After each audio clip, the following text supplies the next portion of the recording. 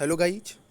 UP triple S C PT SSC GD के अलावा जितने भी वनडे एग्ज़ाम हैं उनके लिए जो प्रैक्टिस सेट्स की सीरीज़ अपने चैनल पर शुरू हुई है, उसी सीरीज़ में आज हम लोग सामान्य ज्ञान का प्रैक्टिस सेट 2 करेंगे।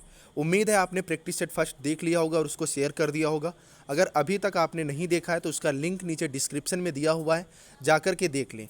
एक थोड़ा सा चेंज है, जो जीके की क्लास है अब ये कॉन्टिन्यूसली आपको दोपहर में 12 बजे मिला करेगी। इसके अलावा पर डे रात में 8 बजे हिंदी की क्लास होती है।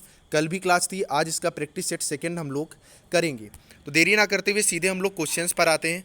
अगर पहला क्वेश्चन आप लोग देखोगे, इसमें आपसे पूछा जा रहा है निम्नलिखित राष्ट्रों में से कौन एक ब्रिक्स का सबसे अंत में सम्मिलित किया गया राष्ट्र है, जिसके 4 ऑप्शन है। पहला है भारत, दूसरा है चीन, तीसरा है दक्षिण अफ्रीका और चौथा है ब्राज़ील। ब्रिक्स के बारे में आपको मैं बता दूं, ब्रिक्स BRICS, इसमें पहला देश ब्राज़ील, दूसरा रशिया, तीसरा इंडिया, चौथा चाइना और पांचवा साउथ अफ्रीका मतलब दक्षिण अफ्रीका है। दक्षिण अफ्रीका जो है ये 2010 में शामिल हुआ था। तो क्वेश्चन नंबर 26 का जो राइट आंसर होगा वो ऑप्शन सी होगा, दक्षिण अफ्रीका। क्वेश्चन नंबर 27 में कौटिल्य के लिए रूप दर्शक की अवधारणा का क्या अर्थ था। पहला ऑप्शन है ब्यूटिशियन मतलब जो सुंदर रूप देता है, दूसरा मजिस्ट्रेट, तीसरा सिक्कों का निरीक्षक और ऑप्शन डी जमींदार। तो कौटिल्य के लिए जो रूपदर्शक की अवधारणा थी वो ऑप्शन सी राइट आंसर है, सिक्कों का निरीक्षक के लिए थी। क्वेश्चन नंबर 28, ये आपके वर्ल्ड हिस्ट्री से रिलेटेड क्वेश्चन है जो कि यूपी ट्रिपल एससी में 1-2 हर एग्जाम में पूछे जाते हैं। प्लेटो ने इनके विचारों को लिया था।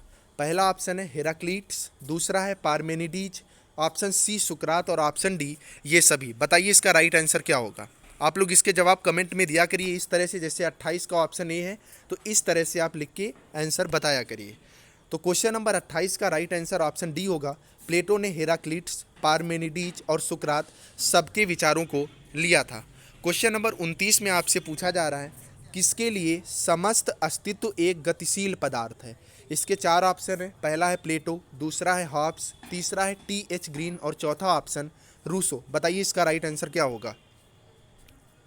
क्वेश्चन नंबर 29 का right answer option B Hobbes होगा। क्वेश्चन नंबर 30 कह रहा है रूसो ने अकेडमी ऑफ डिजोन द्वारा वर्ष 1749 में प्रायोजित निबंध प्रतियोगिता में इस विषय पर पुरस्कार पाया था। इसके 4 ऑप्शन है। पहला, क्या विज्ञान और कला में प्रगति ने आचार को भ्रष्ट या शुद्ध करने में योगदान दिया है। दूसरा, क्या विज्ञान की प्रगति ने आचार को भ्रष्ट करने में योगदान दिया है। ऑप्शन सी, क्या विज्ञान के विकास ने आचार को भ्रष्ट या शुद्ध करने में योगदान दिया है। ऑप्शन डी उपर्युक्त में से कोई नहीं। तो बताइए इसका राइट आंसर क्या होगा। रूसो ने जो अकेडमी ऑफ डिजोन 1749 में पुरस्कार पाया था, तो इनके निबंध का जो टॉपिक था वो विज्ञान और कला से रिलेटेड था। तो इसका ऑप्शन ए राइट आंसर होगा। क्वेश्चन नंबर 31 में आपसे पूछा गया है, 2 कथन दिए गए हैं, उसके 4 ऑप्शंस हैं, उनमें से सही ऑप्शन आपको बताना है। इसमें जो कथन दिया गया है वो कहा गया है प्लेटो के लिए ज्ञान ना तो प्रत्यक्ष ज्ञान है ना ही राय है। इसके बारे में तर्क दिया गया है सही मत या राय ज्ञान है। इसके 4 ऑप्शन है। ए और आर दोनों सत्य हैं और आर ए की सही व्याख्या है। दूसरा है ए और आर दोनों सत्य हैं परंतु आर ए की सही व्याख्या नहीं है। ऑप्शन सी, ए सत्य है आर असत्य है। ऑप्शन डी, ए असत्य है और आर सत्य है। बताइए इसका राइट आंसर क्या होगा। इसका राइट आंसर ऑप्शन सी होगा। प्लेटो के लिए ज्ञान ना तो प्रत्यक्ष ज्ञान है ना ही राय है, लेकिन इनका जो तर्क था वो गलत था। सही मत या राय इनके लिए ज्ञान नहीं था। तो ऑप्शन सी इसका राइट आंसर होगा। क्वेश्चन नंबर 32, मार्क्स की द्वंद्वात्मक पद्धति के नियम इन्हें समाविष्ट नहीं करते हैं। तो ऑप्शन डी इसका राइट आंसर है। द्वंद्वात्मक पद्धति अपने प्रचालन को केवल भूतकाल की समझ तक सीमित करती है। वर्ल्ड हिस्ट्री के ये कुछ बहुत इंपॉर्टेंट क्वेश्चन है जो कि प्रीवियस ईयर में आए हुए हैं, तो इनको आप लोग स्किप बिल्कुल मत करिएगा। आगे आपको कॉमन क्वेश्चंस भी अभी मिलेंगे। यह किसने कहा है, लेनिनवाद साम्राज्यवाद के युग का और श्रमजीवी क्रांति का मार्क्सवाद है। तो यह कथन स्टालिन का था। ध्यान रखिएगा, स्टालिन का यह कथन था। कथन ज़्यादा पूछे जाते हैं आपकी वर्ल्ड हिस्ट्री से। क्वेश्चन नंबर 34 में 2011 की जनगणना के अनुसार भारत में सर्वाधिक जनसंख्या वाले निम्नांकित महानगरों को अवरोही क्रम में व्यवस्थित कीजिए। 4 ऑप्शन है, कोलकाता, चेन्नई और मुंबई। तो 2011 के अनुसार जो सबसे ज़्यादा जनसंख्या थी वो मुंबई की थी, उसके बाद चेन्नई और उसके बाद कोलकाता की थी। तो ऑप्शन ए राइट आंसर है। 3, 2, 1 जो है ये घटते क्रम में है। क्वेश्चन नंबर 35, द लोलैंड जो पुस्तक है ये किसने लिखी? तो द लोलैंड जो पुस्तक है ये झुम्पा लाहिड़ी ने लिखी।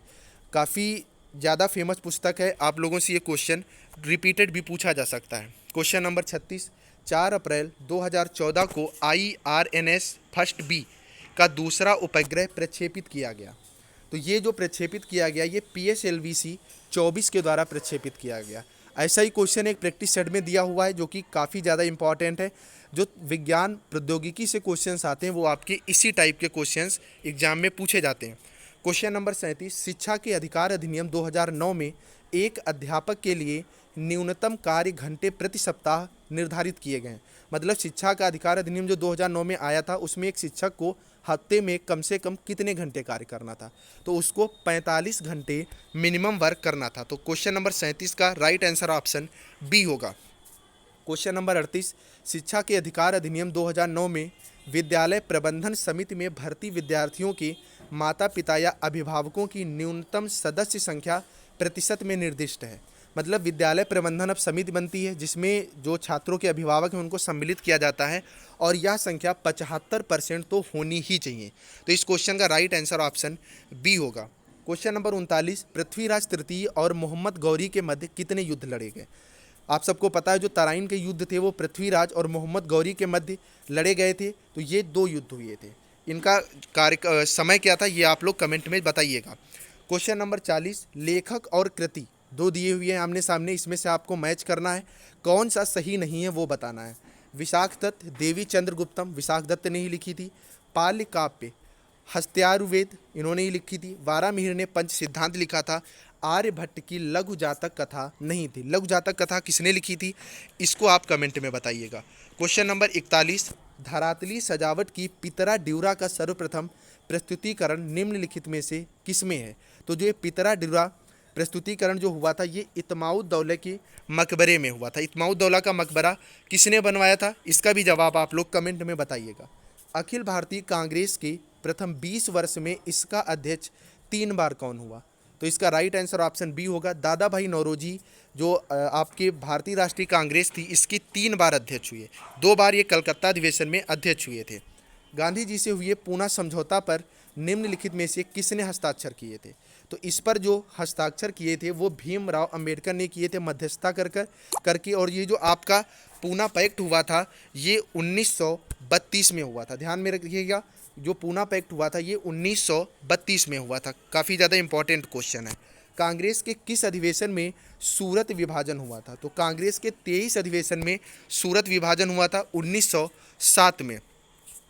क्वेश्चन नंबर 45, 1920 के कलकत्ता सितंबर 1920 के विशेष अधिवेशन में गांधी जी के असहयोग की नीति अपनाने के प्रस्ताव का किसने समर्थन किया था? तो जो असहयोग की नीति अपनाने के प्रस्ताव का समर्थन है वो मदन मोहन मालवीय ने किया था 1920 कलकत्ता अधिवेशन में। क्वेश्चन नंबर 46, इसमें आपसे international union for conservation of nature and natural resources द्वारा प्रकाशित द रेड डाटा बुक में क्या उल्लेख किया गया है? रेड डाटा बुक जो प्रकाशित होती है इसमें जो पादप या पशुओं की जो संकटापन्न प्रजातियां होती हैं उनके बारे में वर्णन किया जाता है। तो ऑप्शन डी इसका राइट आंसर होगा। क्वेश्चन नंबर 47, मलजल सीवेज के कचरे ग्रिट का निपटान किस में किया जाता है? तो ग्रिट चैम्बर में मलजल के कचरे ग्रिट का निपटान किया जाता है। क्वेश्चन नंबर 48, मरणोपरांत भारत रत्न पुरस्कार सबसे पहले किसको मिला? तो मरणोपरांत सबसे पहले जो भारत रत्न पुरस्कार था वो डॉक्टर बाबा साहेब भीमराव अंबेडकर को मिला था। ऑप्शन डी राइट आंसर है। क्वेश्चन नंबर 49, भारतीय संविधान में शामिल किस भाषा के लिए 2011 तक ज्ञानपीठ पुरस्कार नहीं दिया गया था? 4 ऑप्शन है। पहला संस्कृत, दूसरा सिंधी, ऑप्शन सी कश्मीरी और ऑप्शन डी कोकड़ी। बताइए इसका राइट आंसर क्या होगा? क्वेश्चन नंबर 49 का राइट आंसर ऑप्शन बी होगा। सिंधी जो है इसे 2011 तक ज्ञानपीठ पुरस्कार नहीं मिला था। क्वेश्चन नंबर 50, कथा साहित्य के लिए मैन बुकर पुरस्कार के 2 बार विजेता प्रथम ब्रिटिश लेखक कौन है? इसका जवाब आप लोग नीचे कमेंट में बताइएगा, वहीं मैं इसका आंसर आप तक पहुंचा दूंगा। उम्मीद है आपको वीडियो पसंद आई होगी। अगर पसंद आई तो वीडियो को यार शेयर अपने व्हाट्सएप स्टेटस फेसबुक से ज़रूर शेयर करें और अपने दोस्तों में भी शेयर करें जिससे और भी अपडेटें आपको लगातार मिलती रहे। चैनल पे नया है तो चैनल को सब्सक्राइब, वीडियो को लाइक करके जाइएगा। Bye bye guys.